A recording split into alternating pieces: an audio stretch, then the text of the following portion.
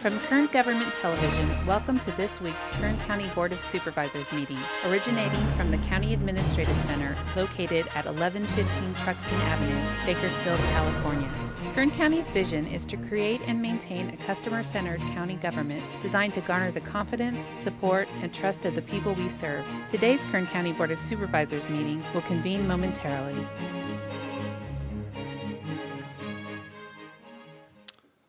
Board to reconvene. Welcome to the Tuesday, January 24th meeting of the Kern County Board of Supervisors. Madam Clerk, please call the roll. Supervisor Gleason. Go Patriots. Supervisor Scribner. Here. Supervisor Maggard. Here. Supervisor Couch. Here. Supervisor Perez. Here. Thank you very much. We're going to start with the flag salute this morning. The flag salute will be led by Cadet Technical Sergeant Laramie Yules with the Civil Air Patrol. And after the flag salute, if you can please remain standing for a moment of prayer, silence, or meditation, whichever you prefer. Cadet, thank you. Please stand for the presentation of our colors. Put your right hand over your heart. Ready, salute, pledge.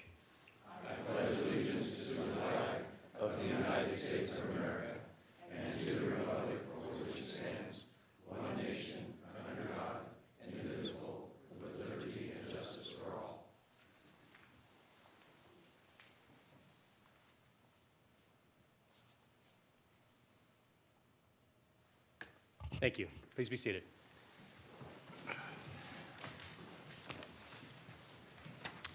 Okay, we're going to start this morning with the consent agenda. All items listed with a CA above the item number are considered to be routine and non-controversial by county staff. And I should tell you, if you'd like an agenda, the agendas are available on the two tables in the back of the chambers. Consent items will be considered first and may be approved by one motion. If a member of the audience wishes to comment or ask questions regarding an item or items on the consent agenda, they may do so prior to a vote being taken on the consent agenda. A member of the board may remove any item from the consent agenda, and it will be considered in listed sequence with an opportunity for any member of the public to address the board concerning the items before action is taken. So I'm going to read the consent agenda. If you start on page 2, items 6 and 7 are on consent. On page 3, items 10 through 16 are on consent. Page 4, items 17 through 19, as well as 21, 22, and 24 are on consent. On page 5, all items 25 through 32 are on consent.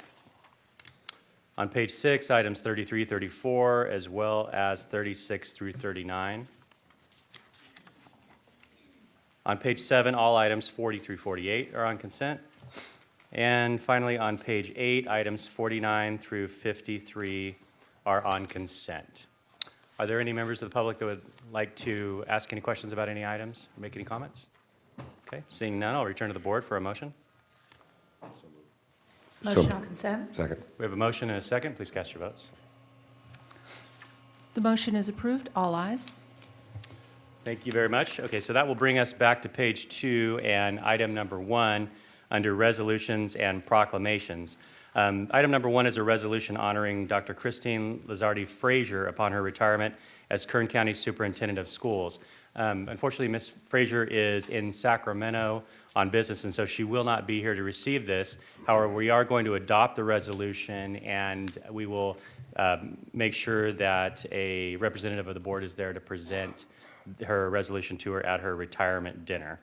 And so I will ask Supervisor Gleason if you can make a motion. Motion on resolution. Second. Okay, motion and a second. Please cast your votes.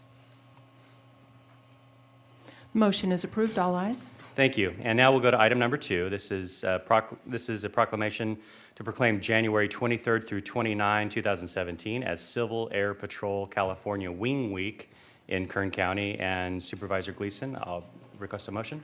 Motion on proclamation. Second. Second. Please cast your votes. And Supervisor Gleason will make this presentation. And the motion is approved. All ayes.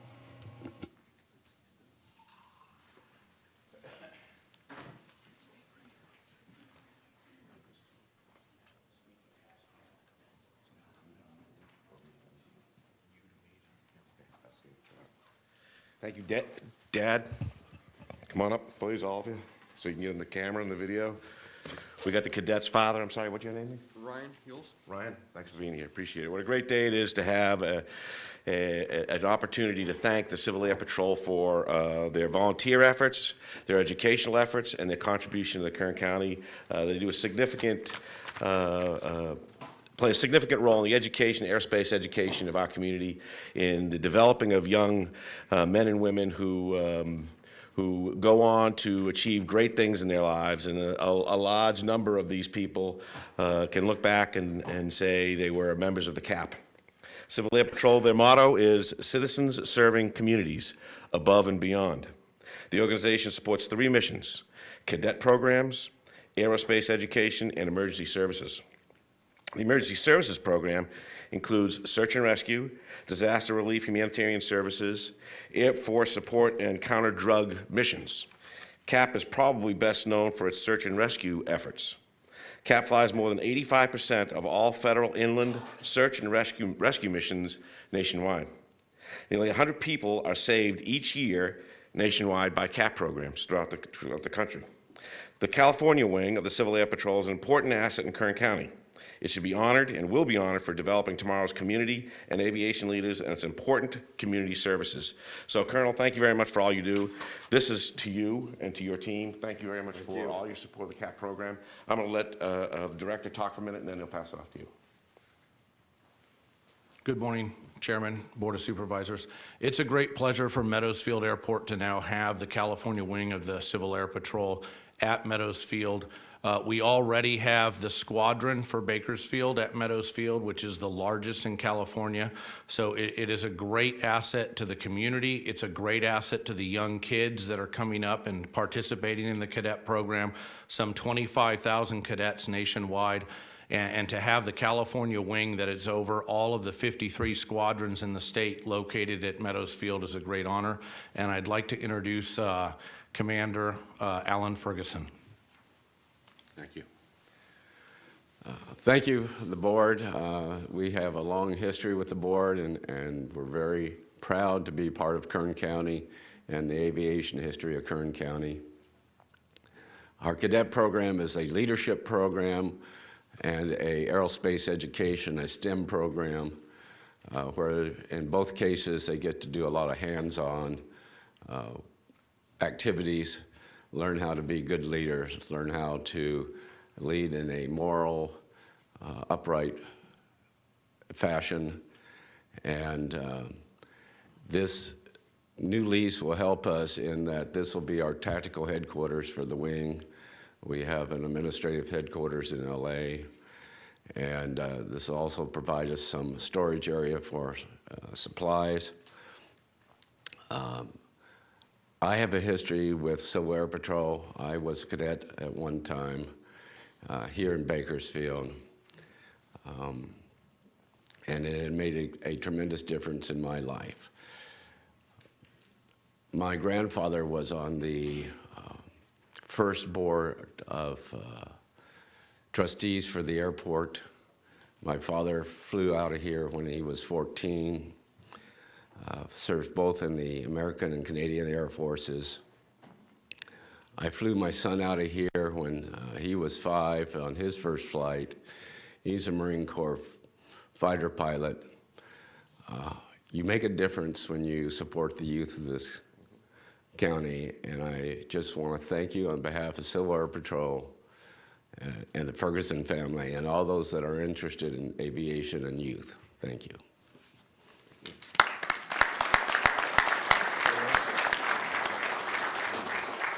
Outstanding. Thank you very much. Marines.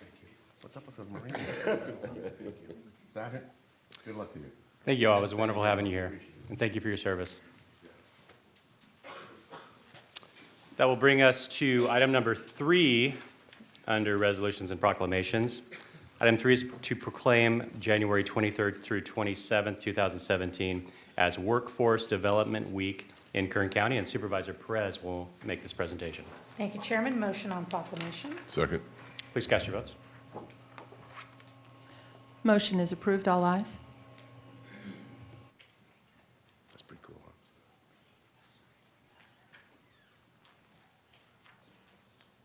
Yeah.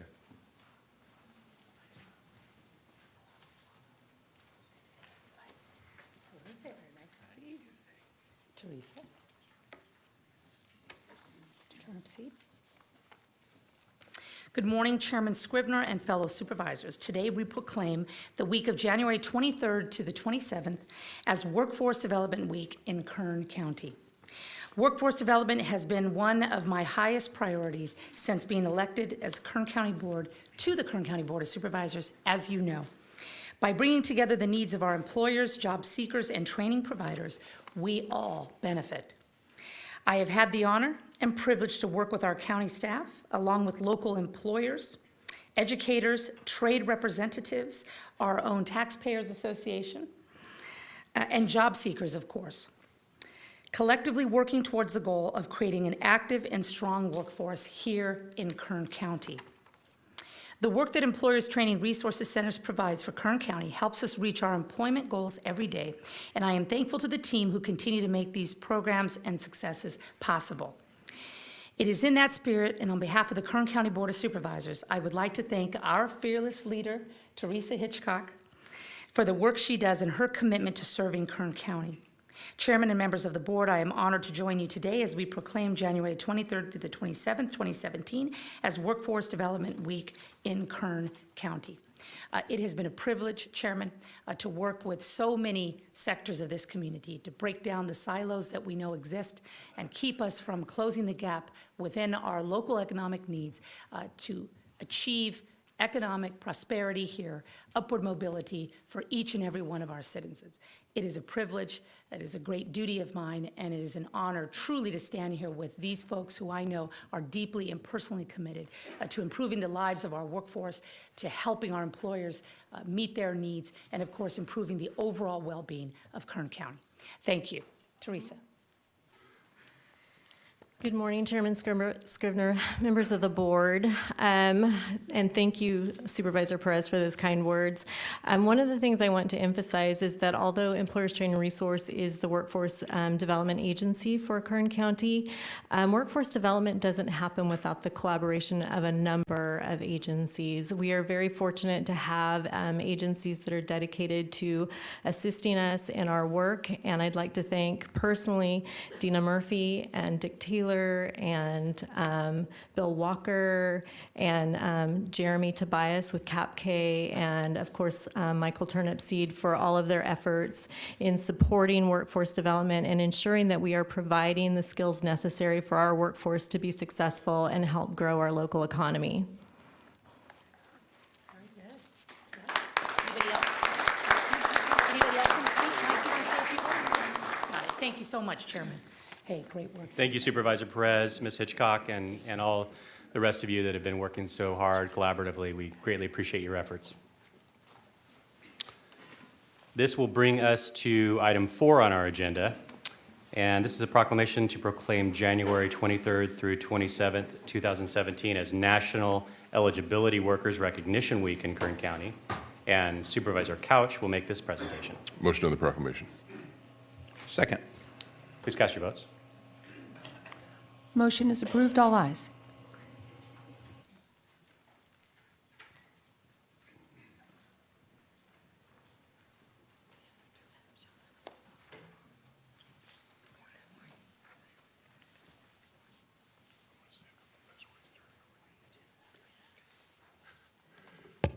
Morning, Mr. Chairman, members of the board. It's my pleasure to present this today, and this is a group of folks that do a lot of work in the trenches and really don't get recognized an awful lot, so it's important that we do this. The proclamation is for National Eligibility Workers Recognition Week, and that'll be January 23rd through the 27th. I want to make a couple of short comments and turn it over to Dina Murphy. Kern's eligibility professionals are dedicated to administering benefits that support the Department of Human Services' mission to ensure individuals and families in our community are safe and healthy. Those benefits ensure that children and foster youth, individuals and families have housing, utilities, clothing, food, and medical care. Today, we are honoring all of the eligibility workers who spend countless hours to assist those in need of benefits and services. I'd like to read the proclamation, turn it over to Dina for just a few comments about the folks that she works with every day. Proclamation reads, the Board of Supervisors, County of Kern, State of California, has officially proclaimed January 23rd through 27th, 2017 as National Eligibility Workers Recognition Week in Kern County, and this recognition has been entered into the official board minutes signed by our Honorable Chairman, Zach Scrivener, dated today, January 24th, 2017. Dina? Thank you. Thank you. Thank you for all they do. Good morning, Chairman Scrivener and members of the board. Thank you so much for recognizing January 23rd through 27th as National Eligibility Worker Appreciation. We have over 500 eligibility workers that commit themselves as public servants every day of the week, every week of the year. Each of our eligibility professionals play a very important role in the lives of those that they serve. They work very hard to ensure that their benefits that they provide are done with the lowest of error rate and the greatest level of compassion. Whether it's applying new regulations to the cases, expediting CalFresh, or working on homeless benefits and medical needs, they work every day as professionals to address those who are the most vulnerable in our community, those most vulnerable families. Here with me today, I have Pam Hollowell, who is the Assistant Director over all of Employment and Financial Services, and with her is a key supervisor, Lizardi Palmer, who has assisted tremendously with the development of policy and procedures and has worked very closely in state groups to make sure that we affect the most precise, if you will, regulations within Kern County. I also had a worker that we are going to highlight, and she is stuck on 178. She's such a special young lady. I want to make sure that we recognize her anyway. And her name is Melinda Blue, and Melinda does an outstanding job up at the lake in providing quality services in CalFresh. But in addition, you probably know that our department is responsible for, within the safety program in the county, staffing shelters. So we work in coordination with Red Cross. They open the shelters, and Department of Human Services staffs those shelters. So Melinda, in addition to all of her incredible work and compassion with clients, was recognized as Employee of the Month this last year for having served most of the shifts in the shelters for the Erskine Fire and the Cedar Fire. So a special kudo to her. I'd also like to recognize the committed eligibility professionals who are here with us today in our audience. If you could just stand.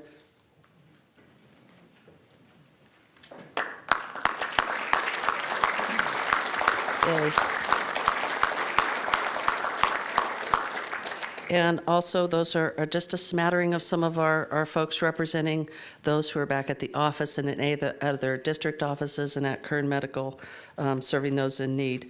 Before I turn this to Lydra to say just a few words, I want to just point out that Kern's eligibility staff maintains more than 89,000 CalWorks, CalFresh, and assistance cases, which benefits totaling more than $376 million annually. And I want to tell you that we do that in addition to 159,000 Medi-Cal cases. And we're one of the very few counties within the state of California that has been celebrated on an annual basis for our low error rate and our application rates at 99.2%. So not only are we very efficient, but we do that with a low error rate. And for the first time ever, the state did a read on CalWorks, and we had a 100% accuracy rate. So in addition to having servants' hearts, providing exemplary customer service, these folks do this very efficiently and well. So at this point, it just passes to Leader for a few comments. I could have done that. It's all right. I might not have got back up, but I could have done that. Good morning, Chairman Scrivener and the entire board. It is an honor to speak on behalf of our eligibility professionals who provide great service in helping families who are struggling and in the need of help to get back on their feet. We're not just an agency that hands out benefits, and our clients are not just individuals who are taking advantage of the system. We see people when they're frustrated and in their most vulnerable state. Sometimes our clients are viewed as people who don't want to help themselves, but very rarely is that the case. As eligibility professionals, we are challenged with a difficult job. Every day, we're given the opportunity to make an enormous impact on lives of individuals, children, and families that are consistent with policy and regulations. We become that person that believes in them and lets them know that it will get better. This is done even though we are pressed for time to complete many of the tasks that are required of us daily. At the end of the day, we are satisfied with the job that we have done, and our clients are grateful for the services that we provide and for helping them to be healthy, self-sufficient families and individuals. Thank you for this proclamation and recognizing all the hard work that we do day in and day out. Thank you.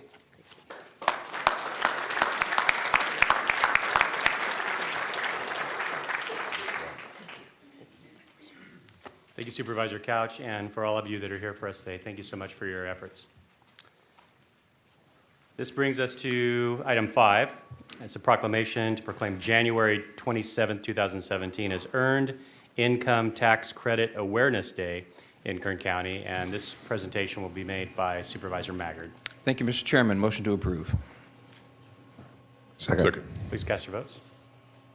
Motion is approved, all ayes.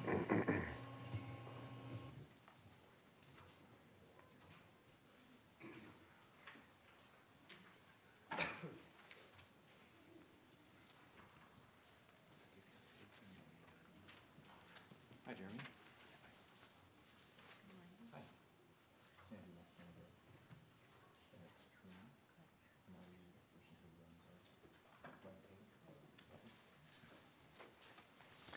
Good morning, everyone. Good to be with you today. I don't often talk to you about tax implications and income taxes, but as a working CPA for nearly 40 years, I have some opinions and observations about how our tax structure works. And we're here today to talk about something that I think is the #1 way that the government can help incentivize families to help themselves. It's called the Earned Income Tax Credit. The Earned Income Tax Credit is a credit that rewards, incentivizes families who are part of the working poor to work. And the more they work, the bigger this credit becomes. And as they work their way out of the poverty level, the credit is kind of a bell curve. The more they earn, the bigger the credit becomes. And then as they work their way out of the poverty level, the credit starts to tail off until it goes away. So if the government wants to help, whether it's the state or federal government, the state isn't nearly as good at this as the federal feds are. If they want to help incentivize people to help themselves, a refundable credit's the way to do it. And the Earned Income Tax Credit is a very, very effective way to do that here in Kern County. It's my pleasure to represent the Board of Supervisors as your representative on the Community Action Partnership of Kern Board of Directors. And one of the programs that the Community Action Partnership of Kern has is the VITA program, Voluntary Income Tax Assistance Program.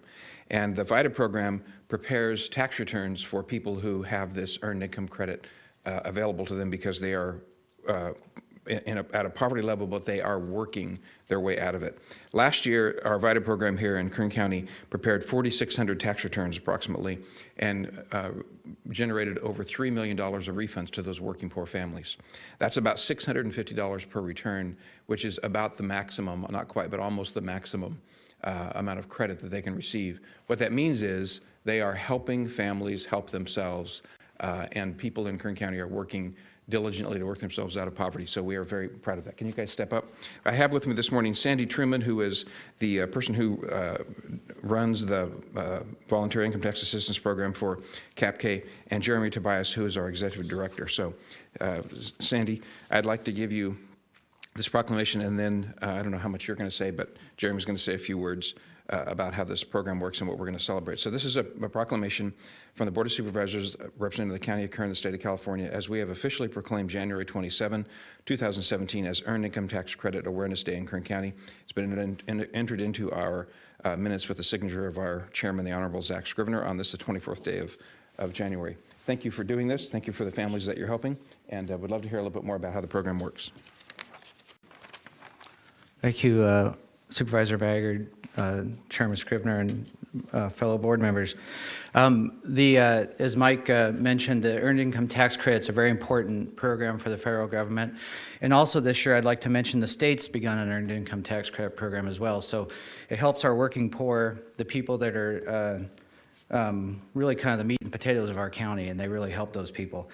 Each year, CAPK's VITA program helps thousands of low-income individuals and families earning $54,000 a year or less with no-cost preparation filing of their income tax returns. As a result, millions of tax dollars are returned to the county that might otherwise go unclaimed, stimulating the local economy and improving taxpayers' lives. Individuals can simply dial 211 from anywhere in Kern County, toll-free, and ask for a VITA appointment, and we will help you out. VITA was launched in 2006 when staff and volunteers completed a modest 129 returns. Now our VITA program has grown to, as Mike mentioned, over 4,600 returns this past year. And I'd like to remind everyone that the V in VITA stands for volunteers. So we actually have people volunteer, come down to help people prepare their taxes. So there's a special kind of word for people like that, and it's amazing. So thank you very much, Supervisor Maggard and supervisors. Thank you. Thank you. Appreciate what you're doing. Very good.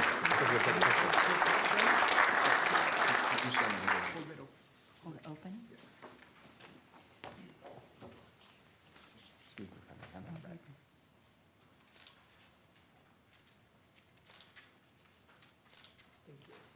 Thanks, you guys. See you soon.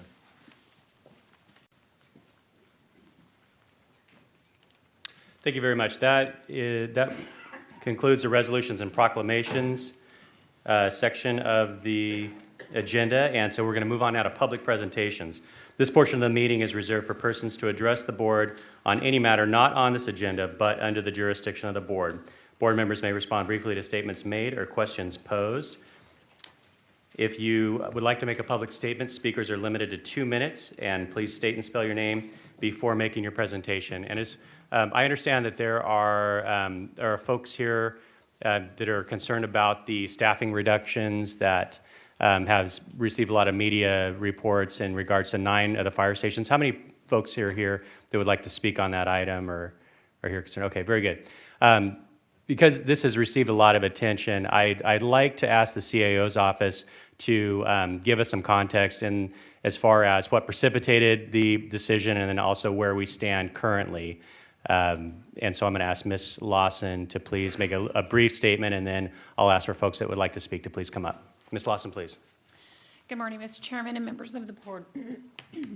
First, I'd like to apologize on behalf of our new CAO, Ryan Alsop, who wanted to be here for this discussion today. He has personally met with both the fire union and the fire chief on these issues and greatly admires and respects their leadership. The county budget is facing many challenges. Your board is tasked with not only having to balance the needs and concerns of the fire department, but the county as a whole, including those of the general fund law enforcement departments. As you're aware, the county is in a state of declared fiscal emergency. The county administrative office, the fire department, and the firefighters union has worked diligently over the past several months to resolve the fire fund's portion of this deficit in order to avoid significant impacts on public safety. One of the results of this effort is the Memorandum of Understanding, or MOU, with the firefighter union approved by its members in October of 2016. One provision of this new MOU allows for a $2 to $3 million reduction in overtime by adjusting staffing levels from 3 to 2 staff at 9 rural fire stations. It is important to note that the fire chief retains authorization to assign staff based on heightened public safety concerns at any point in time. This action provides staffing for 24/7, 365 days with no staffing layoffs. By adjusting staffing in these low-volume stations, less than 1 fire call per month per station, this action also provides the least disruption in operational services to our communities, according to the fire chief. We should note that these stations had formerly operated as 2-man stations, and the proposed move back to 2-man stations is contemplated for only as long as the fiscal crisis requires. In 2015, your board declared a fiscal emergency and continued the declaration in 2016 in response to an unprecedented drop in property tax revenue due to oil and gas prices. Over a 2-year period, the county has lost $77 million in ongoing discretionary funding for the fire fund is facing a deficit of $17.8 million. To offset this shortfall, the fire fund exhausted all of its reserves and received a contribution from the county general fund of $7.8 million. While we project some property tax revenue recovery next fiscal year, because much of the deficit was filled with one-time resources, it is estimated that the fire fund will continue to face up to a $10 million deficit in 2017-18. Under a 4-year deficit mitigation plan, it is estimated the general fund may contribute up to $28 million in one-time reserves to maintain fire protection services. The fire union has requested to meet with the county to discuss the staffing proposal, and the county intends to fulfill its legal obligations under the state's collective bargaining laws before moving forward with any of these reductions. We are also committed to continue to meet with the fire union representatives to provide them with an up-to-date estimate of the deficit that the fire fund faces during this fiscal emergency and to evaluate all proposals for savings. However, it has become apparent that even with the union's proposed reductions, in order to successfully avoid layoffs and severe impacts to public safety, ongoing structural reductions are needed. Reducing the overtime in the department is critical in establishing a balanced, ongoing budget for the fire department. At the end of the day, we are facing a significant funding shortfall in the fire fund. All stakeholders involved have the same objective: to protect the public and its property. We look forward to working with the fire chief and the fire union to achieve this mission and are greatly appreciative of their leadership in this effort. Thank you, Ms. Lawson. And I'll ask for any folks that would like to come up and make comment, either from the fire department or from the public at large. We're very, very interested in hearing your comments and any suggestions that you may have for us to deal with this situation together. So please come forward.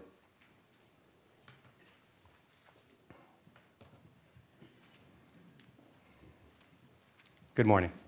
Morning. Chairman, Board of Supervisors, thank you for your time. My name is Greg McGill. I'm a firefighter with Kern County Fire Department. I have been employed with them for 7 years.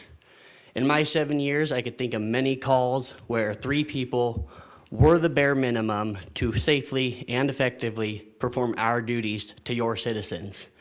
One call that stands out in my mind is when I was working in Lost Hills, and we got a call for a rescue response at the corner of Highway 33 and Highway 46. Semi-truck had ran through a red light, trapping a person in their truck. Because we had 3 people on scene that day, we were able to manage the scene and effectively perform life safety measures while performing the rescue in a timely fashion. Because of having 3 people that day, that person is still alive today who literally had minutes. Sounds pretty dramatic coming out of my mouth, but I'd like you to hear it from the gentleman himself. So Mr. David Blanchard, if you'd like to come up here.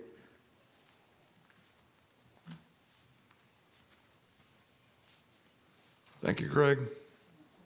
Thank you, everyone who saved me, for being God's instrument to get me out of the wreck. I appreciate it very much. Thank you all. Yeah, I am here because of them. I'm here because God showed mercy on me and grace, and for that I'm eternally grateful. And whatever that took is what I stand for, because without it I would be dead. And dead is not where I want to be.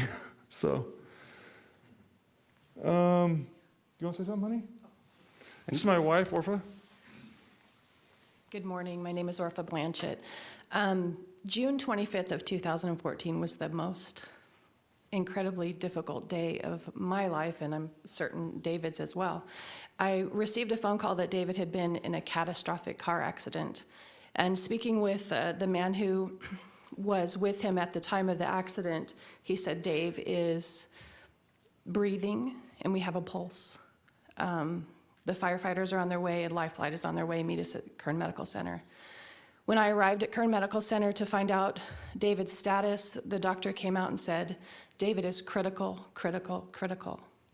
And I said, "I know what critical means, but I don't know what critical, critical, critical means." And she said, "It means we don't know if he's going to live or die minute by minute." She said the best thing that has happened to him, and several doctors said this, is the golden hour. And David had made it to the hospital within 45 minutes of his initial car accident. And they said if he had been any later, he would have died. We didn't know for 7 days if he would live or die. It was minute by minute, day by day, and then it was, David was in a coma for a month. But I do know that if there had been less than 3 men there that day to extricate him from that car, he would be dead, and I would be speaking to you today as his widow instead of his eternally grateful wife who gets to spend the rest of his life, our lives together with our 2 children. So I'm grateful to the fire department who came and took David out of that car that day. And I do know that if there had been less than those 3 men, he would be dead. Thank you. Mr. and Mrs. Blanchett, thank you so much for being here, and we're happy to have you here too, sir. And Mr. McGill, thank you. Thank you for your service to the county. Who will be next, please?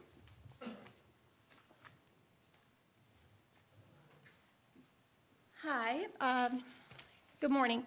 My name is June DeMott, and I am a resident of the Stallion Springs community in Tehachapi. I'm also in the financial services industry. I actually work across the street at Bank of America as the financial center manager there. The reason that I'm here today is that I want to express to you the dedication and the professionalism of the firefighters, not only in all of Kern County, but more specifically and personal to me in these smaller residences or communities like Stallion Springs. Personally, I've witnessed them come out to a medical emergency that involved a family member. There were 3 firefighters. 2 took turns providing CPR to my brother-in-law.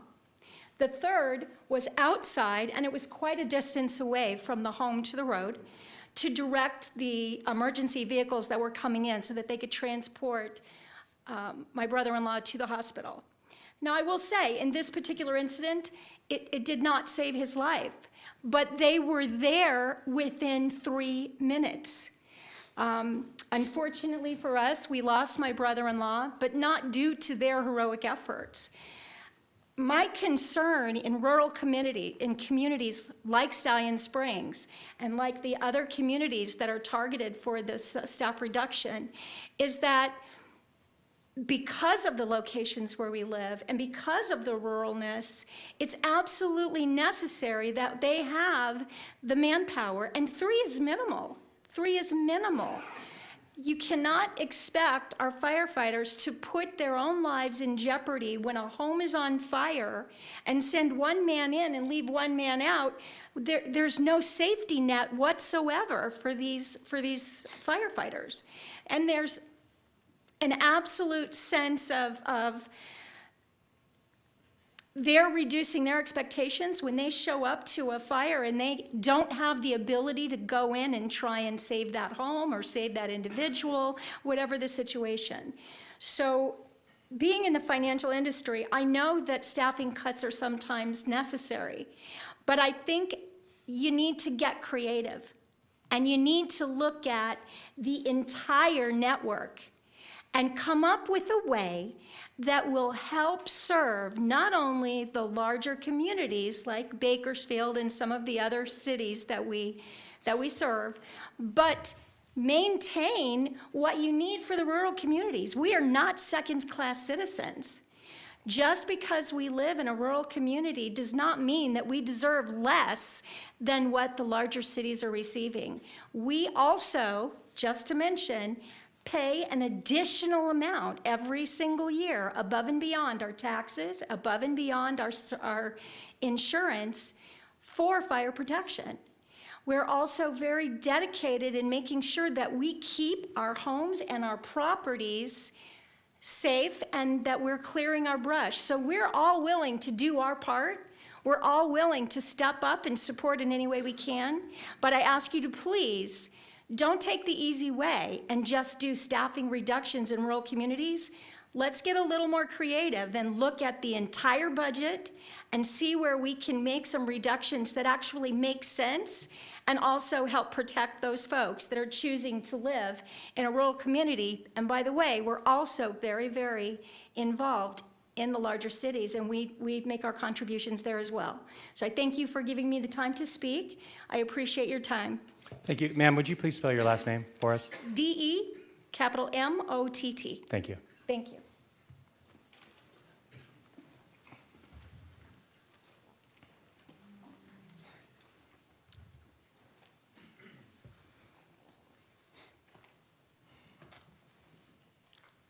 Good morning, Mr. Chairman. Derek Robinson. Sorry, getting over a cold here. Derek Robinson with the Kern County Firefighters, representing over 500 men and women of the Kern County Fire Department that protect not only the citizens of the rural communities, but in a lot of cases, you individually. This is not only about firefighter safety, but also the safety of the public we are all sworn to protect. We've already heard from a couple people that have been directly impacted by our department and our members, our firefighters on the front lines. The proposed staffing cuts will greatly impact our ability to do our jobs effectively and safely. Again, you've heard 2 examples of that just this morning. We have already heard from them directly, as I mentioned, and others are going to share their stories as well. I hope that you will open your ears, open your minds, and go back and find a way to prevent these staffing cuts going forward. We never know when tragedy will strike in our communities or our lives, and I know a few of you have given us firsthand stories of the impacts that you've had when tragedy struck you and your families. So you know the need for fully staffed firefighters when it comes to an emergency. Call volume may not matter to you, but it matters to the person that felt the need to call 911.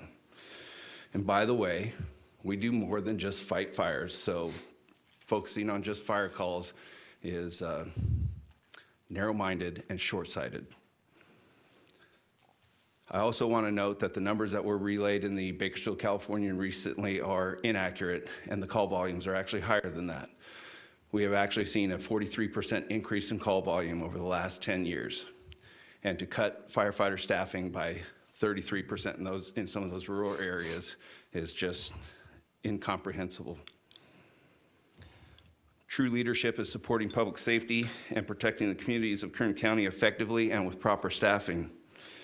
We look forward to working through this process with new CAO Ryan Alsop, and we also look forward to the CAFRs coming out someday so that we can see what's in there, specifically the management notes and what it has to say about an actual fiscal emergency and your declaration of it. I'm curious to see what our elected official, Mary Bedard, has to say about that. We dispute that fact going forward, but again, we'd sure like to see that CAFRs come out. I believe it's later than normal, and we're anxiously anticipating that release. Thank you. Thank you, Mr. Robinson. Who'll be next, please?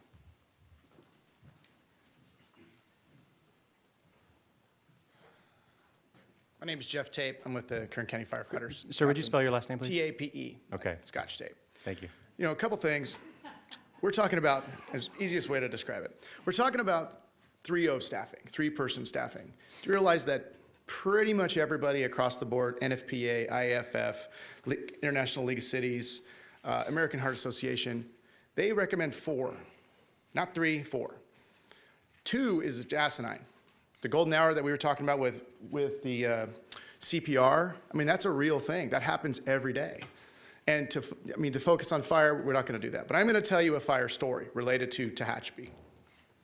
So in 2013, this board, or the county itself, gave an award to firefighter Paul Barquez for a structure fire that he had in Tehachapi because he pulled a woman out of a burning building. Now, they weren't in the burning building because they were waiting for additional equipment to get there to go in and mitigate the fire. I don't know if many of you guys maybe remember this.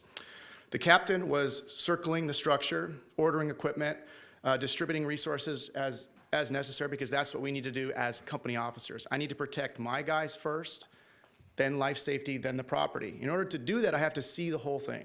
If I'm there with 2 people, I can't do that. The engineer was acquiring a water supply. He was getting his pump ready. He was doing his friction loss equations that he needed to know exactly how much water it was going to take and how much pressure it was going to take and where he was going to get that from. Meanwhile, the firefighter took the hose off the engine, went to the area where he best felt that we would make entry. As he's getting ready, he sees feet coming out of the building because this woman kicked open her own wall trying to escape. No one else knew that she was there. He saw her, grabbed her feet, pulled her out, saved her life. If that happens in Stein Springs with 2 people, that woman dies. That's a mother, a daughter, a sister, an aunt. She dies. That's indisputable because no one would have been there to see her feet and she couldn't get out. She was overcome by the smoke. She was choking. She got immediate medical attention from the next engine company because at that point, she's more important than that building. She went to the hospital and she lived because he was there, because those guys were there doing what they were supposed to be doing. That's 3. That's just 3 men. If you go to Ventura, LA, some of these areas, some of these people live up there that are from there used to 4. Why do they have 4? So that you can have 2 in, 2 out. By law, we are mandated 2 in, 2 out. If I were to go in by myself and I die, I'm breaking the law. I mean, not to mention, I'm sure my wife's gonna be pretty upset about that. So anyway, going over my time, I just wanted to tell you guys that story, remind you of that story because that happened in your area. And that's gonna happen in Stein Springs and Maricopa and some of these others, Frazier Park. Thank you. Thank you, Mr. Tate. Would anyone else like to speak? Good morning. Good morning. My name is William Corey, spelled C-O-R-E-Y. I am a firefighter in Stein Springs, and prior to that, I was a paramedic for Hall Ambulance for 6 years. But most importantly, I'm here as a man raising his family in Stallion Springs. Given my background, I have numerous and enormous concerns with the proposed staffing reductions, particularly pertaining to medical aids. In my community, we have an ambulance response time of at least 20 minutes, assuming the weather is good. And the burden of the race against the clock immediately falls to these firefighters. I could talk about the potential effects of all of our medical aids, but our most critical and time-sensitive medical aid is cardiac arrest. And we had a story about that just a few minutes ago. A call, and this is a call I've responded to numerous times here in Stallion Springs. And an in-depth NIST study shows that it takes a 2-man engine company 1 full minute longer to complete all tasks in a cardiac arrest than that of a 3-man engine company. And given that time is muscle and every minute a patient is in cardiac arrest, survivability decreases drastically. This is literally life or death. This scenario is impossible to be successful at with just 2 people. 1 man places a breathing tube and breathes for you, while another applies an AED and starts chest compressions.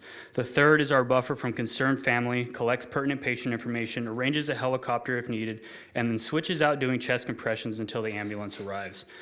The American Heart Association states the quality of CPR rapidly declines after 2 straight minutes as the rescuer is becoming fatigued from pushing through ribs and muscle 100 times a minute. After 20 minutes of CPR, the firefighter now has to ride into the hospital for another 20 minutes. Having the proper number of people to rotate is the key to success in saving one's life. Also having a firefighter ride into the hospital is a common occurrence at all of our fire stations. With the reduction of staffing in place, the engine is now out of service. The community has nobody to quickly respond to a fire or medical aid at the worst moment of their life for at least 1 hour until that firefighter can return. Thank you. Thank you, sir. Good morning, Supervisors. Good morning. Thanks very much for giving me the time. My name is Chris Bertrand. I'm a captain with the Kern County Fire Department in Randsburg, Station 75. I have a specific example I'd like to relate to you to kind of drive home the point of how critical it is to have a third person. As I'm sure you know, Randsburg is real popular with off-roaders. And recently we had a 17-year-old kid that was riding his motorcycle out in the area and fell off his motorcycle, crashed, and was in kind of a precarious area. Well, I shouldn't say precarious, but it was a difficult area for him to get out. The weight of the motorcycle was laying on him, and so he wasn't able to push the motorcycle off of him. And because he was out in a pretty difficult area to access, it took us quite a while for us to get to his location, and we had to spread out to find him. Luckily, he had his phone on him, so we had his GPS location, and we were able to track him through his GPS. When we found him, it was just myself and another firefighter, and we were on the patrol, the 4-wheel drive off-road truck, and like I said, it was just the 2 of us. So our first order of business was to get the weight of the motorcycle off of this young man. So between the 2 of us, we were able to secure the motorcycle and take the weight off of him. Shortly thereafter, the engineer came in the engine and was able to assist us between splitting injuries, and then because the young man was so injured, we found the necessity to bring in a helicopter to bring him out to honor that golden hour. And had we not had 3 people there with us, it would have impacted us in the sense that we wouldn't have been able to be as effective in providing patient care so that that young man was able to be stabilized, put oxygen on, and be brought at least to a position where we were able to get him in the helicopter. With 2 people, it would have been much more difficult. So that third person made all the difference in the world for that young man. So that's just one specific example that I can think of in my career in that area where that will be impacted if our staffing is reduced. So I'd really like to implore you to keep that third person because it makes a difference in the safety of the public of Kern County. So thank you very much for your time. Thank you, sir. How many more speakers do we have on this topic? A couple? Okay, thank you. Good morning. Good morning, ladies and gentlemen of the board. My name is Brianne Tillman, and I've been a firefighter with Kern County Fire Department for the last 5 years. I was working at Station 73 in Inyo, Kern, and at shift change morning, my captain and I, we received a dispatch to a routine help-up call.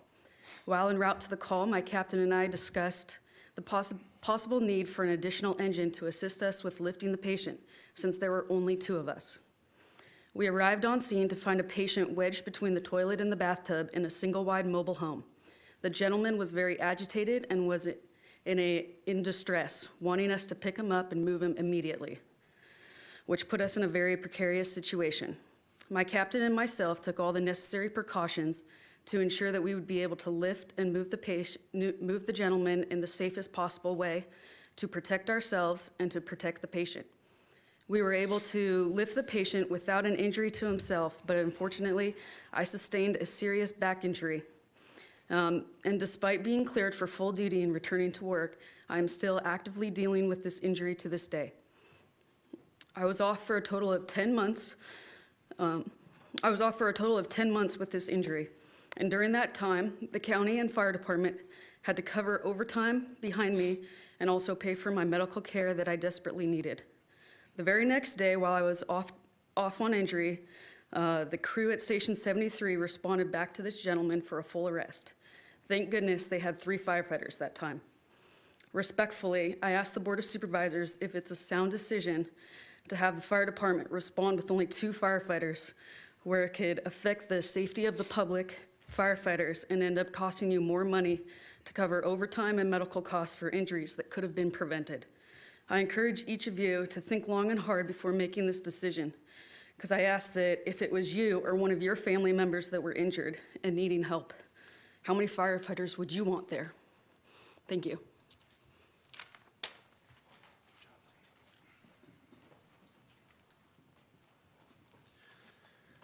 Good morning, members of the board. My name is Jesse Waldowski. I'm an engineer at Station 18 in Stallion Springs, and I've been working with the local CERT team in Stallion Springs, as well as the Neighborhood Watch, and they have over 800 members, and we email back and forth. And kind of one of the nice things about the community in Stallion Springs is that we do get to know each other on a personal level. They wanted to come here today. They had a caravan set up, but the weather in Tehachapi is horrible. It's icy. They could not get out. But I would like to read a letter from one of our residents in Stallion Springs. I thought it was fitting this morning. My wife and I moved to Stallion Springs 11 years ago for retirement. Our names are Gary and Susie Riggs. We live at 18850 Mustang Drive in Stallion Springs in Tehachapi. We're asking that you reconsider taking away the 3rd firefighter in Stallion Springs. There are over 4,000 people living here, and it is the most remote part of Tehachapi. I worked for the City of Los Angeles Fire Department for 34 years. I operated a hook and ladder and drove a fire engine as an engineer for over 25 years. I was forced to retire because of lung damage. I never smoked. As an expert in the field of firefighting, 2 firemen spells disasters for all our residents for this reason. Fire Station 18 in Stallion Springs takes about 5 to 6 minutes to arrive at my home, but with only 2 firefighters, little can be done. The engineer who drives the fire engine must stay at the fire pump panel and pump the water to the firefighters at the end of the hose and nozzle, as well as get a water supply. That would now leave only the captain, who is not allowed to go into the burning home or structure without another firefighter. The next closest fire station is 16 in Bear Valley Springs, and it takes 25 minutes to arrive. Also, Fire Station 13 in Golden Hills would take 25 minutes to arrive. Fire Station 12 in downtown Tehachapi would take 30 minutes with their truck. The problem is that every 60 seconds, the structure fire doubles in size, so time is of the utmost importance. We could lose our lives and property while waiting for the next closest engine to arrive. Over half of the people in Stallion Springs are senior citizens and here for retirement. The most important part of our taxes are for fire and police protection. Please reconsider and not put our lives and property in jeopardy and keep our third firefighter. Sincerely, Gary and Susie Riggs. Thank you. Thanks, Jesse. Good to see you.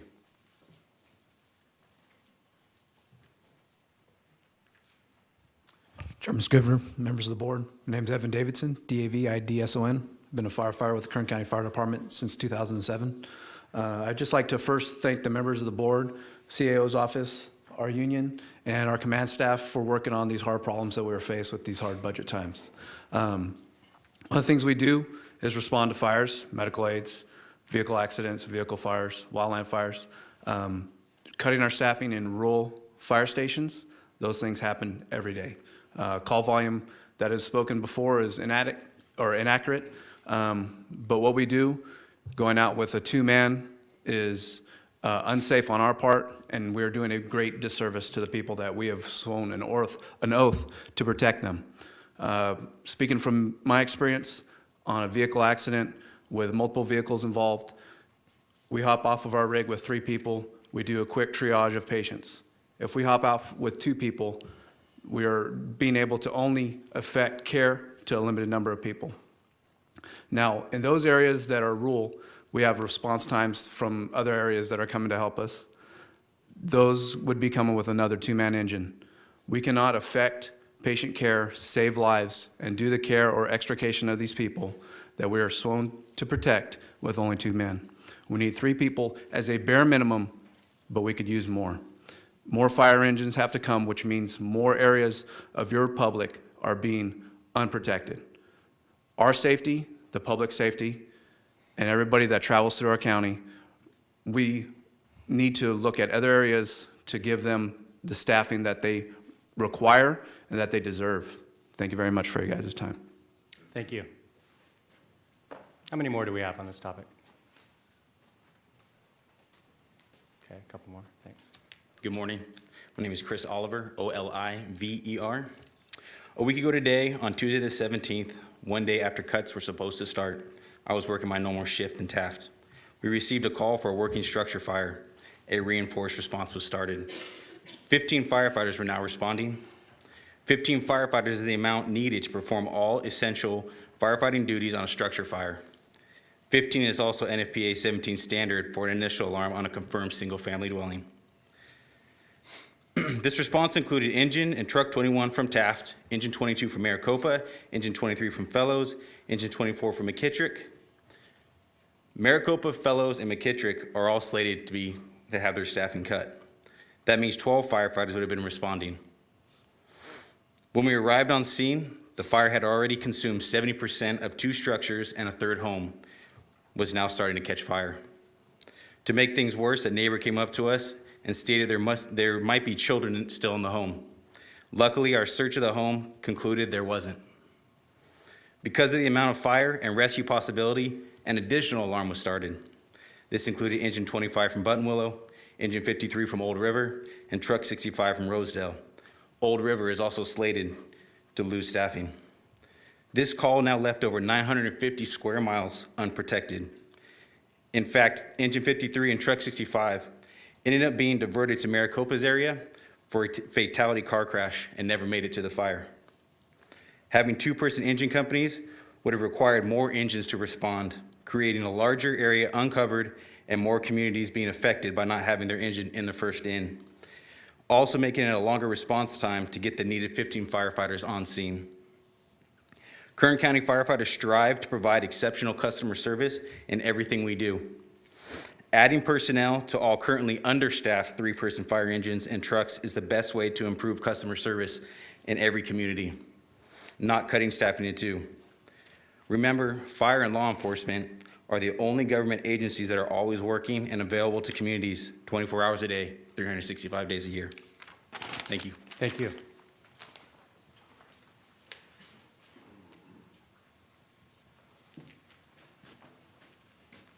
Good morning. Good morning, Robert Hudson, R-O-B-E-R-T, H-U-D-S-O-N.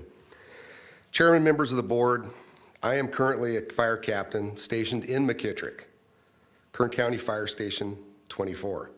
You're proposing dangerous cuts to firemen in my area to balance your budget, and I ask you to decide, what is a life worth?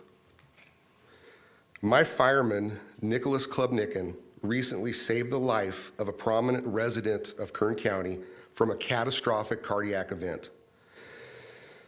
This was suffered in Station 24's response area. The gentleman, Mr. Twisselman, required urgent and immediate care, and the crew from Fire Station 24 facilitated this. With our firefighter, we were able to provide excellent and timely service. Because of current staffing and training, we were able to facilitate and deliver this life-saving measures for this patriarch. Had Station 24 been understaffed as proposed to meet a fiscal emergency, more than likely the outcome of this incident would have been dire. Since this incident, we have seen this gentleman alive and well, working on his property, and he is grateful for the life-saving measures the Kern County Fire Department was able to provide. Because Station 24 had a fireman on staff, his life was spared in no small part to my fireman, Nicholas Klubnikin. In 2012, it was a different story. At that time, I was a captain. We had a 2-man engine company. We didn't have a fireman. We responded to an emergency call in the oil fields. My engineer and I were the only ones on this industrial accident. As the first to arrive, it was up to us, 2 lone men, to save this worker's life. We had to wait crucial minutes, which felt like an eternity, for additional resources to arrive. During the understaffing crisis, I was required to talk on the microphone to keep dispatch and incoming resources informed of the situation. Imagine trying to stabilize a man's neck and control bleeding while keying up a microphone to ensure the best services for this victim. First responders should not have to decide between communication and medical astuteness. This scenario created a hazardous and dangerous and potentially deadly situation. We were unable to facilitate excellence of care in this moment. The extra resources required on this call put 3 local communities without fire protection during this man's emergency. In closing, I have 3 questions for all the members of the board. Once again, what is a life worth? And what if that life is yours, a loved one's, a close friend? And are you willing to make these proposed staffing reductions and sacrifice Kern County lives? That is the reality of the decisions we're making. Thank you.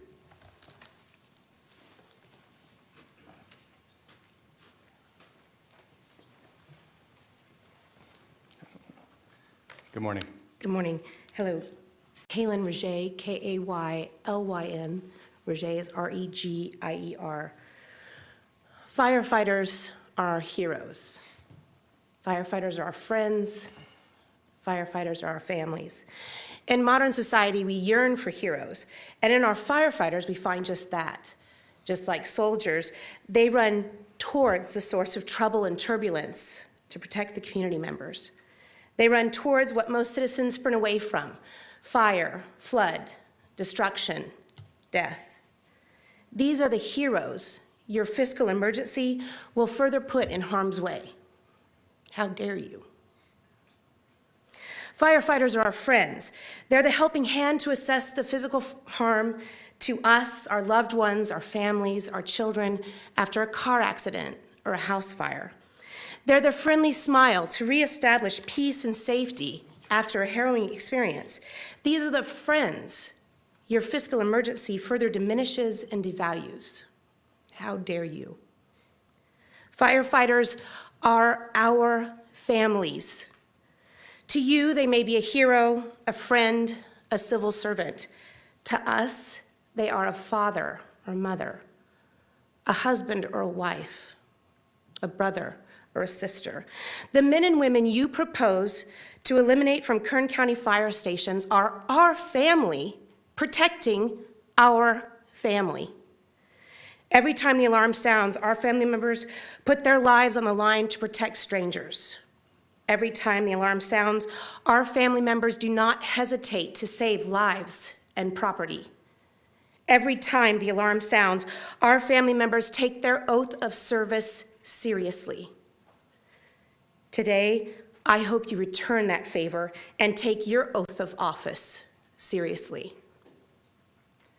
These men and women are our family, and your fiscal emergency can cost them their lives. How dare you? How dare you?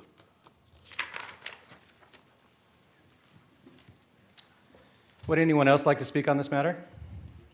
Am I the last one? Okay, come on up, Alan.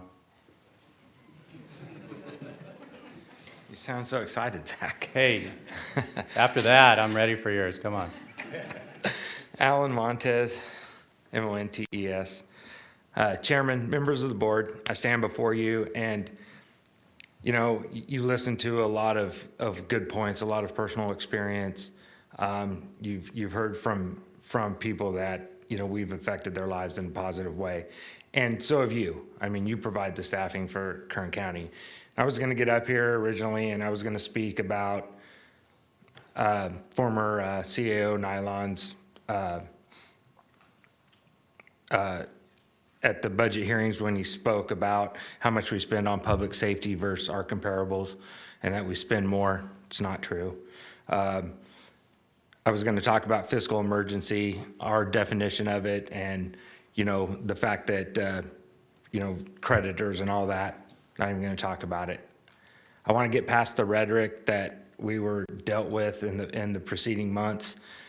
I really see a positive direction with the new CAO. We look forward to getting past this, working with you, and I think that we all know that the numbers that Nancy presented look daunting, but they're not quite as bad, and we all know that.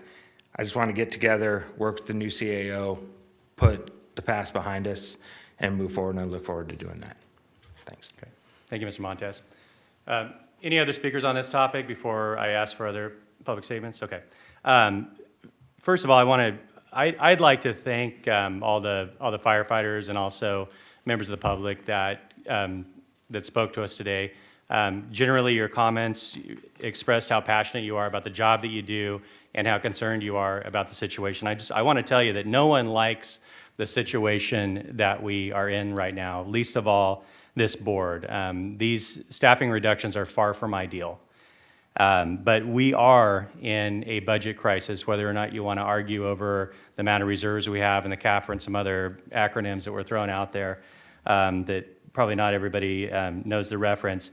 This fiscal crisis will lead to service impacts. And this board has been struggling, along with the CAO's office, to find ways to avoid service impacts. We've also had a lot of cooperation from the Kern County Firefighter Union during the last budget crisis, and we're grateful for that. This MOU was approved by the union 3 to 4 months ago in September. And the MOU provides our board with, in my opinion, very little tools in the toolbox to deal with the current fiscal crisis. One of them was what was in the agreement, which was the reduction in staffing in these 9 rural stations. And those were agreed upon, and perhaps that list needs to be revisited, revised. But I'm going to have to leave that to the discussions and the meet and confer that is going to occur between our county administrative staff and your union. One of my constituents told this board to get creative, and that edict isn't just on us, that's also on you. And I think that if we work together, perhaps we can come up with some strategies that maybe there is a better option for us. But it's incumbent upon both of us, both sides.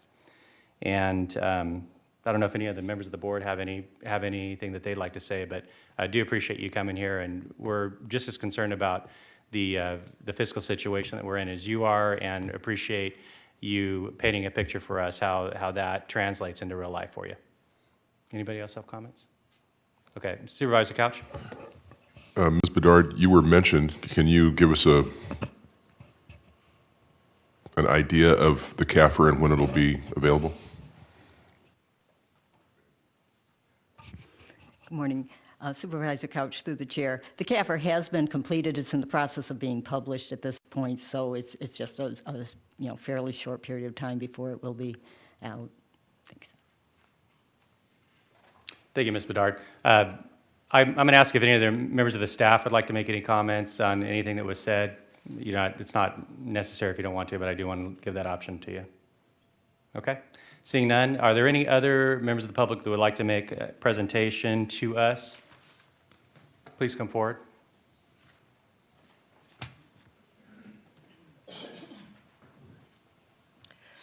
Good morning, Mr. Chairman and members of the board. My name is Kate Eucce, E-U-C-C-E, and I brought Terry Akawili. I'll let her spell her name for you when she comes up and speaks. I know you're familiar with who we are, and first of all, that was a hard act to follow, but I do hope that what I have to tell you is a little bit enlightening. On December 5th, we opened our new center at 4203 Buena Vista Road. And we are so excited and thrilled to have a 12,225 square foot building for our community. This building and everything that we stand for could not have happened without the help of our community. And I want to personally thank every member of this community that, whether they donated $1 or however much they donated, absolutely helped in building this building. We still do not have it 100% paid for, but with the community's help, I'm sure that we will continue to fundraise and do everything that we can to make the services affordable. Sorry, I'm a little bit nervous. Don't know why. I public speak all the time. It's all the firefighters. I get kind of excited, but anyway. I just want to thank each and every one of you for everything that you have done for ADAKC and to the community for all the help that you have given us to make this a community project. This is for our community, and I invite all of you to come to our open house and ribbon cutting that Terry will tell you about. And again, thank you to each and every member of this community. You should all be proud that you serve and represent this community, as I am to say that I was born and raised here, and I couldn't be prouder. Thank you. Thank you.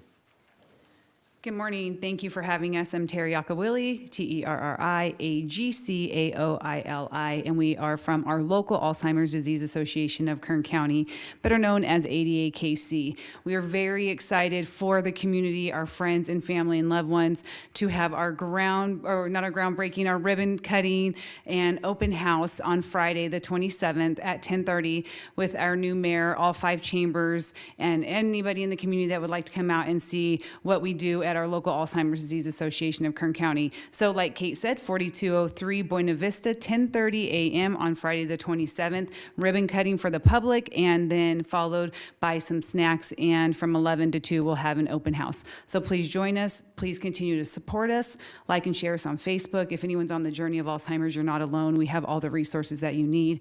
Please call and contact us anytime, and thank you again for all your support. Thank you. Thank you. Thank you very much, ladies. Any other public presentations? Okay, thank you very much. Then we will move on in our agenda to board member announcements or reports. Okay, Supervisor Perez and then Supervisor Maggard. Thank you. I'd like to say really a heartfelt thank you to the members of this county body and county family who came out last week and gave of their blood to the Houchin Blood Bank.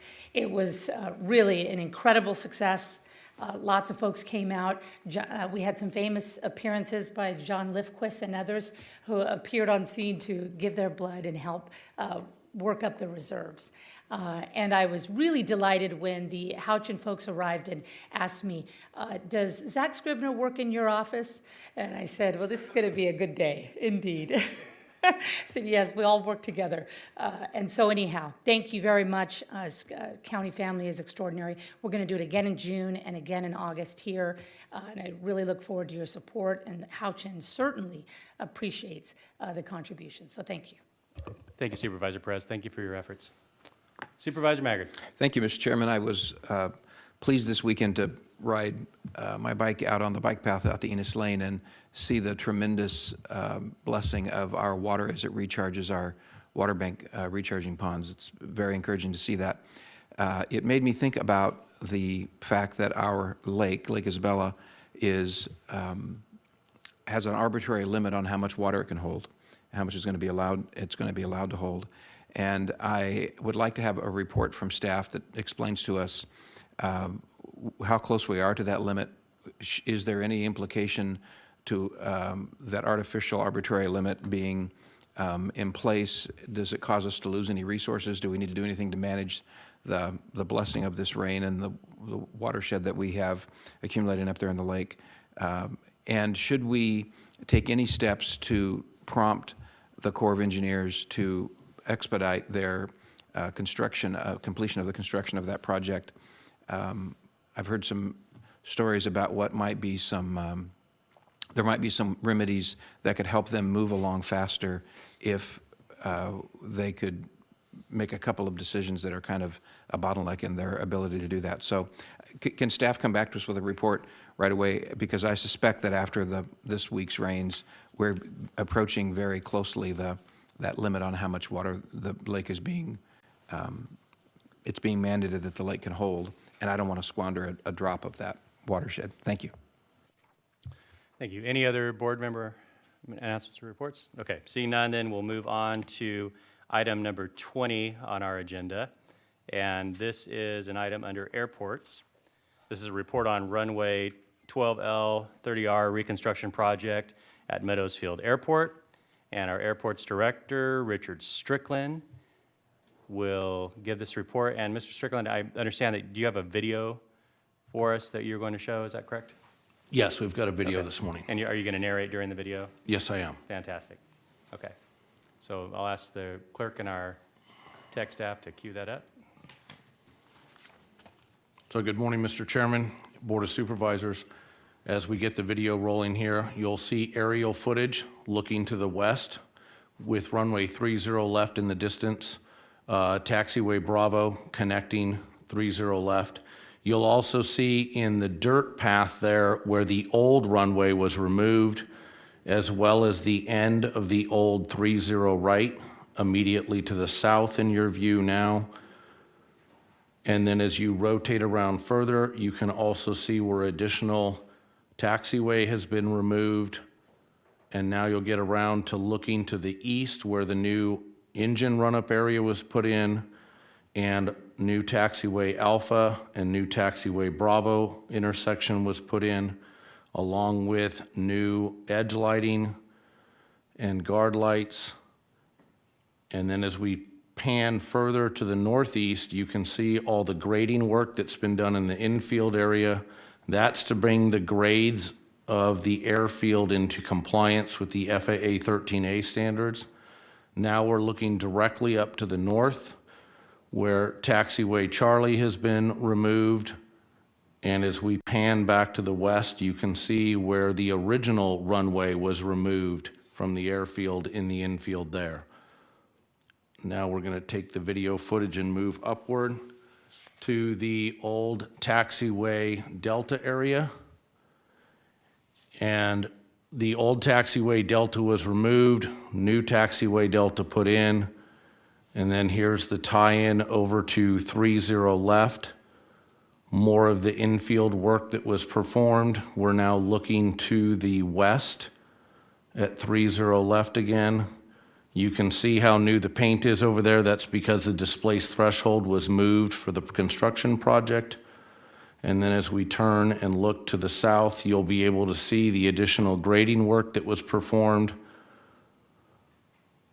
You can still see the old runway right now looking to the south, which will be in phase 2 of the project, that 3,000 feet to the south will be done. That project will start in March of this year. There's the additional grading work, the additional guard lights and edge lights. And as we look back to the east, you can see the new taxiway delta there. And then as you look further up to the north, as we continue to pan and rotate, you'll see that the grading work up to the north also included the removal of Juliet, Mike, Lima, and that concludes the video at this point in time. I just wanted to keep the board fully abreast of what was going on with the project, its successes so far as it moves forward. This was all due in part to the original Phase 1 $18 million grant funds that we received, about $16.5 million of which is reimbursable. The rest of it, the Department of Airports is making up the delta. We are about 99% complete with Phase 1, and I will look to bring your board a full completed report on the financial situation related to the closeout of that project probably in the next 60 days. If there's any questions, the floor is open. Okay, thank you, Mr. Strickland. Are there any members of the public that would like to make any comments or ask any questions? Okay, seeing none, I'll return to the board. Supervisor Gleason. Thanks. Just a couple real quick ones. You said stage 1 is $18 million? Yes, that's correct. And it's reimbursed 16.5, so we coughed up 1.5 million to complete stage 1? Yes. How much does stage 2 cost? Stage 2 is the grants for 15 million on that one. And that's no funds out of your enterprise fund? The enterprise fund will be putting up about another $1 million towards that. For stage 2? Yes. Stage 2, you talked about work being done at 3-0, right? The displaced threshold, you're gonna rip it up, put a new one in, you go, what is? Yeah, we're gonna tear out 3,000 feet to the south end of the runway and put back all new pavement, and then we will redo the entire electrical system around the entire runway, along with all lighting systems related to that. And then Phase 3, we're still working on acquiring the grant funds for. Thank you, sir. Thank you, Supervisor Gleason. Any other comments from the members of the board? Supervisor Maggard. I just want to thank staff for our presentation and move to receive and file. Second. Okay, you have a motion and a second. Please cast your votes. The motion is approved. All ayes. Thank you, Mr. Strickland. Thanks for the continued good work on that project. Now that brings us to item number 23 on our agenda. This item is under Auditor, Controller, County Clerk. This is a report on review and analysis of procedures relating to countywide payroll practices. And we have our Auditor Controller, Mary Bedard, with us. Good morning, Ms. Bedard. Good morning, Mr. Chairman and members of the board. The item before you today is a review of countywide payroll practices. It arose out of the countywide risk assessment and annual audit plan requested by the Audit Committee. There were many payroll issues identified in the audit plan that related more to the impacts of certain ordinances, policies, and terms in the MOUs, rather than whether departments or employees were complying with policy. Also, in many cases, they affected multiple departments. Therefore, we determined that a countywide payroll review, where we performed certain procedures and identified the results, rather than an audit, was the most appropriate way to handle these issues. Since this was not an audit, we do not express an opinion on the results. We are simply providing information to your board on the results of our review. I would like to briefly go over our findings, which start on page 7 of the report. The first finding has to do with the county's long-standing policy under Ordinance Code 3.24.160 that time off with pay should be considered as time worked for overtime purposes. To give an example, an employee is scheduled to work 40 hours a week. The employee takes 20 hours of vacation during the week, but works an extra 8 hours on his regular day off. Under the Fair Labor Standards Act, the employee has worked 28 hours for the week. He would be entitled to be paid straight time for the extra 8 hours, but there is no requirement that he be paid overtime at time and a half because he did not actually work over 40 hours in the week. However, county ordinance treats the employee as having worked 48 hours, so the 8 extra hours are paid at time and a half. Our analysis showed that the excess overtime premium, that is the difference between paying straight time and overtime, that is paid by the county above what FLSA requires is approximately $4.6 million annually. That includes $2.6 million for fire, $1.3 million for sheriff, and $388,000 for DHS. Other findings included paying employees overtime for hours worked within their regular schedule simply because of the way the work week is defined in county ordinance, totaling nearly $80,000 annually. Court standby paid to employees while on duty, even though standby is generally defined as being for off-duty hours, and various fire issues, including MOU issues and past practices, quantified on an annual basis, totaling approximately $1.4 million. This is in addition to the $2.6 million relating to fire in finding number 1. And some other miscellaneous issues, including availability pay and examining how often the employees are required to be available in order to earn the allowance, extra help in situations when an extra help employee receives pay that a regular employee would not be entitled to, sick leave bonus pay, and some issues regarding exempt management and mid-management employees. In conclusion, I would like to stress again that the results reflected in these findings are all in accordance with current county policy. We are not expressing an opinion on that policy, merely providing information to your board. That concludes my remarks, and I'm available for any questions you may have. Ms. Bedard, thank you very much, and greatly appreciate your department doing this analysis for us. I'm going to open this up to members of the public, ask if anyone has comments they'd like to make. Okay, seeing none, I'll return to the board. Supervisor Couch. Thank you, Mr. Chairman. Thank you, Ms. Bedard, for your report. I guess I'll look to you, Mr. Brown. Is there any, first of all, I'll make a motion to receive and file the report, but it sounds like there's not anything that's illegal going on. Everyone is complying with the ordinance and whatever law, FSLA. Did I have that right? Or FLSA? Correct. Okay. Is there anything that you would recommend that we do with the information we just got from Ms. Bedard? Supervisor Couch, through the chair, the information is helpful in giving us, some dollar figures associated with some of the requirements of our MOUs. Those are subject to labor negotiations with the affected employee associations, some of which have expired contracts, others are under contract, and we can't negotiate those items until they become expired. So my recommendation is that you make a referral to our office to provide you a report on these items for further consideration at labor negotiations to be discussed in closed session. That's all. Okay, I agree with that. I'd like to make that referral as part of, like to include that referral in as part of the motion. Thank you. Thank you, Supervisor Couch. Any other comments from members of the board? Second the motion. Me. Okay. Trying to hit the Supervisor button. Gleason. I couldn't find the right spot to hit the button. Thank you very much, Supervisor Couch. I agree with you. I'd like to understand more about exactly what that is and its impacts and how we can best help shape the work we do and the service we provide. So I will second your motion. Okay, we have a motion and a second. Does everybody understands the referral? Thank you. Please cast your votes. Motion is approved. All ayes. Once again, thank you very much, Ms. Bedard.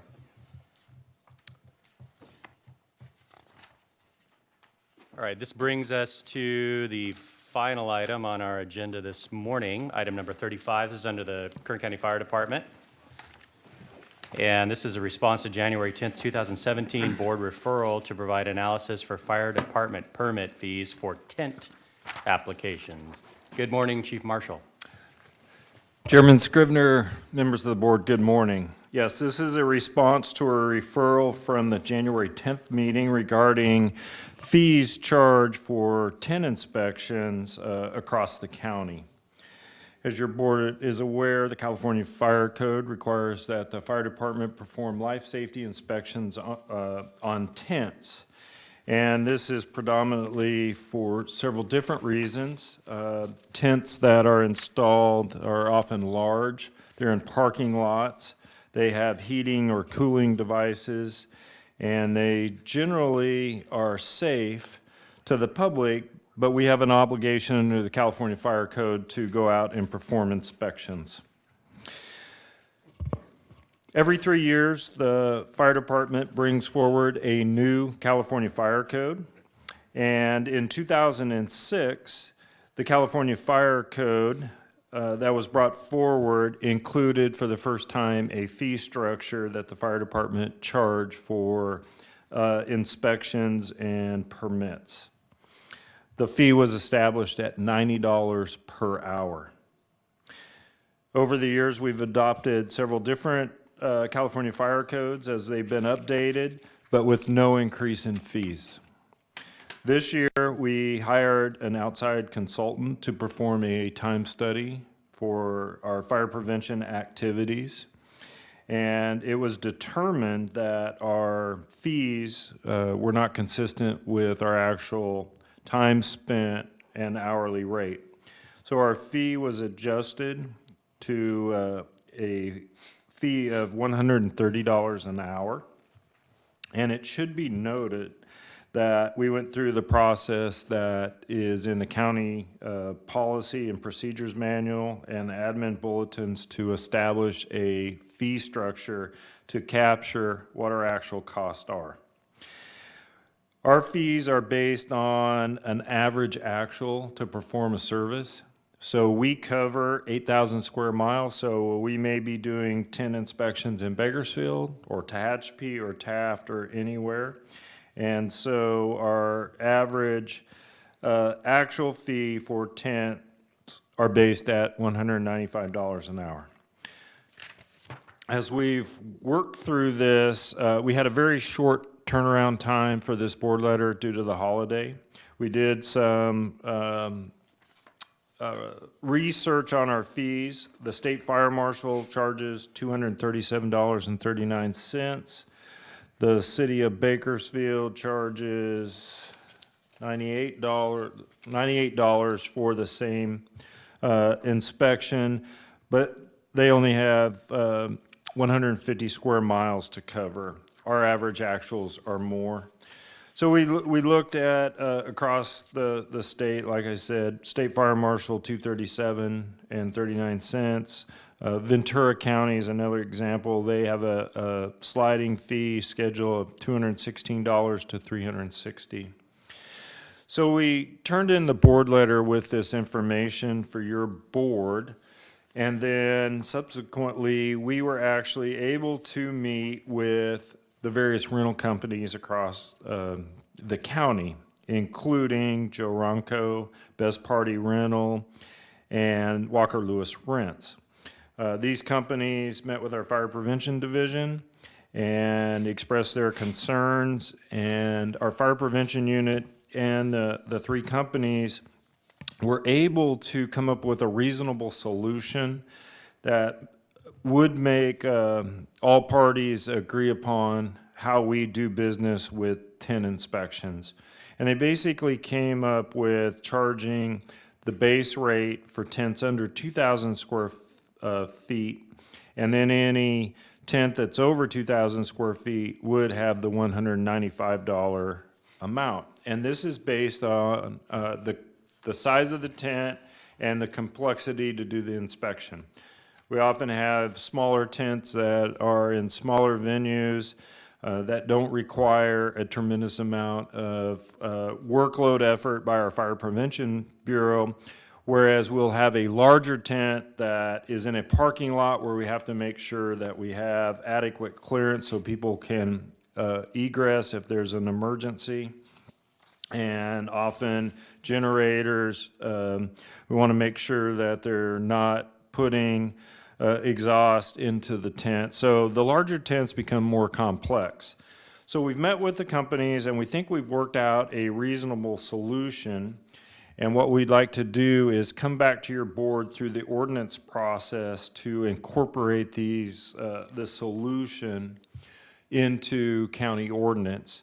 That will take a couple months as we have to notice the public and come to your board with a new ordinance, and then 30 days after the ordinance is enacted, it would go into effect. So we believe, in working with county council, we could have this completed by April 1st, and I believe all parties are going to be in agreement with this. This is a win-win for the fire department and the rental companies. And it's a good example of us all working together for a solution that everybody benefits with. The recommended action today is for your board to hear the presentation and receive and file a report, but know that we will be back before your board with an updated ordinance that, again, I think all parties would agree upon. That concludes my presentation. I'm available for any questions your board may have. Thank you very much, Chief. Appreciate that. Good work in working with the rental companies. I'm going to ask if there's any members of the public that would like to make comment on this item. Please come forward.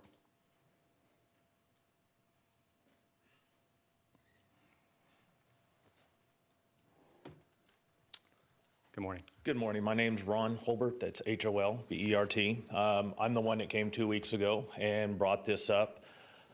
I'd like to say that we were able to meet with the fire department. As Chief stated, there was 3 companies that were represented at that meeting.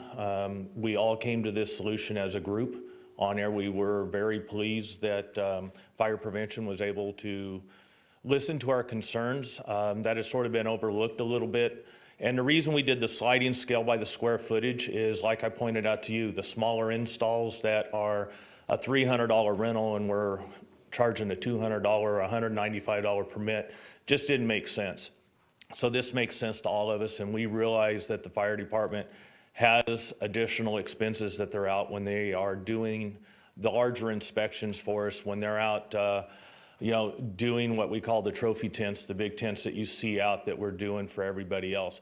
We were concerned with our residential customers. I feel the fire department has addressed that. So I hope you guys will move forward as quickly as possible. I know there was a motion made to hold some of this money back if we're still having to pay the $195 until that point. I'd like to see if that can stay there for us, and hopefully we can move forward. Thank you. Thank you, Mr. Holbert. I see Supervisor Couch and Supervisor Maggard would like to speak, so. No, I don't. No, Supervisor Couch. Thank you, Mr. Chairman. Thank you, Chief. Thank you, Mr. Holbert. I'd like to make a motion on on staff's recommendation, including what Mr. Holbert just asked to be included. Will that be part of, that won't be part of your ordinance, but that could be, that's just a board policy or department policy, I guess. Supervisor Couch, through the chair, I would defer to county council on the refund of any fees paid. Mr. Nations, how do we accomplish that? Just ask the chief to have his department keep track of that and issue refunds? Well, is that possible? Wish it was that simple. Okay. The statutory process that allows for these fees specifically provides that if the fee is too high, that there is not a refund process in place, but it's a reduction in the fee prospectively. We just learned about the change in direction on this on Friday, and so we are looking for a way that we could work with the fire department to provide for a refund process if necessary. My understanding is that no one has paid the higher fee for the residential at this point, so there is no money to be refunded. Is that correct? Anybody? As of today, I haven't. Okay. That will change between now and Understood. And so all I can represent to you, Supervisor Couch, through the chair, is that we will try to come up with a legal method to provide for a refund, despite the fact that the statutory procedure that's been provided in the government code doesn't provide for one. Okay, well, that's all we can ask, so I appreciate that. So I've made a motion, but I just want to make another comment, and that's, I want to thank you for coming in and making a respectful, cogent statement, and thank your department chief for working with those companies and coming up with a solution that a lot of people think government doesn't work for people anymore, but you showed up at a meeting, you stated your case, and you found a solution, so I appreciate it. Thank you. Thank you. Thank you. Supervisor Maggard. Thank you, Mr. Chairman. I want to thank Mr. Holbert and the fire department as well for working together and bringing this forward. It's been 2 weeks since we last met and talked about this. We talked about then whether or not there was a way that we could intervene and not charge these fees. What do we need to do to take an action so we don't keep making this worse and not charge the fee? How can we suspend it? It's been 2 weeks since we talked about it last. How can we suspend it so that it is not charged, and therefore we don't have to go through the whole refund process. There's nothing on the agenda today that would authorize you to suspend the fee. That would have to be renoticed and brought forward. It would involve a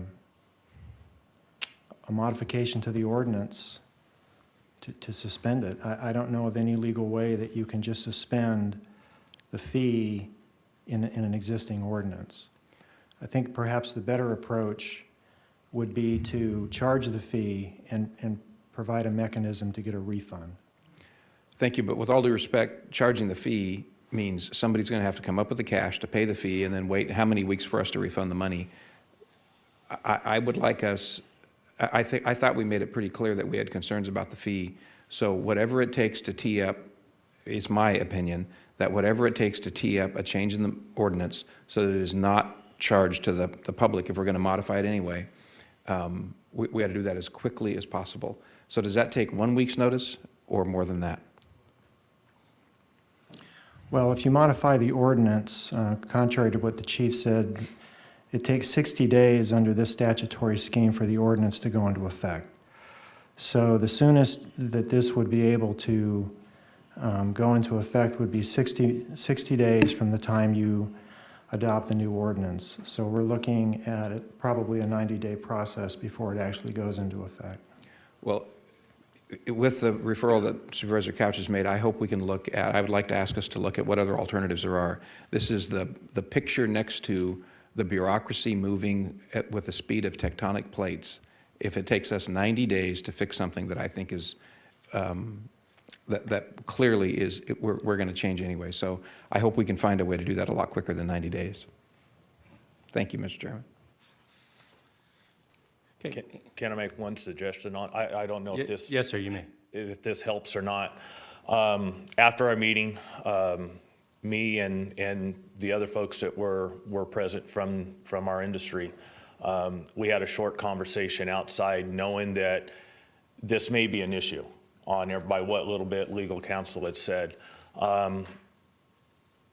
If, as the owner of the company, if I need to, for a better term, front that extra money, knowing that at some point that's going to come back to us, we can do that. We can pay the $195. If I need to charge the customer the $135, we can do that.